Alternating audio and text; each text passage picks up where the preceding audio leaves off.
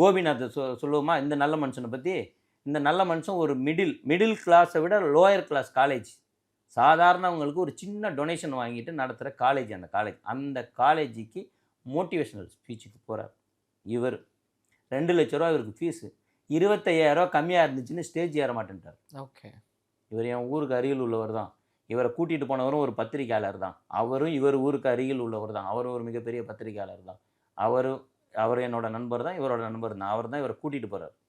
Stage ஏற மாட்டேன்ட்டார். அந்த கவரில் ரூ. 25,000 கம்மியாக இருந்துச்சுன்னு சொல்லிட்டு மோட்டிவேஷனல் ஸ்பீச்சுக்கு போகிறார்.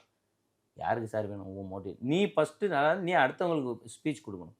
நம்ம ஆளுங்களுக்கு என்னன்னா, தன்னோட தாய் என்ன கஷ்டப்படுறாங்க, தன்னோட தந்தை நம்மளை படிக்க வைக்க என்ன கஷ்டப்படுறாரு, தன்னோட சகோதரியை கல்யாணம் பண்ணி கொடுக்கணும் தன் நிலைமை, குடும்பத்து நிலைமையை நினச்சி பார்த்தாலே உனக்கு படிப்பு இடிப்பு எல்லாமே தன்னால் வந்துடும் சார். இது ஒருத்தன் வந்து உன்னை மோட்டிவேட் பண்ணணுன்னு என்ன இருக்குது? அவனுக்கு மட்டும் என்ன 20 மாதத்துலையா பிறந்தான்? அவனுக்கு எக்ஸ்ட்ரா மூளையாக கொடுத்துருக்காரு? கிடையாது. மனுஷன் அது ஒன்று எதிர்பார்க்குறான். எவனா வந்து நம்ம மோட்டிவேட் பண்ணணும், பின்னாடி இன்னொருத்தன் மோட்டிவேட் பண்ணணும்னு. எதுக்கியா? உனக்கு சொந்த மூளை இருக்கியா? உன் பேரண்ட்ஸ் என்ன கஷ்டப்படுறாங்கன்னு தெரிஞ்சாலும் நீ மோட்டிவேட் ஆகிடுவ.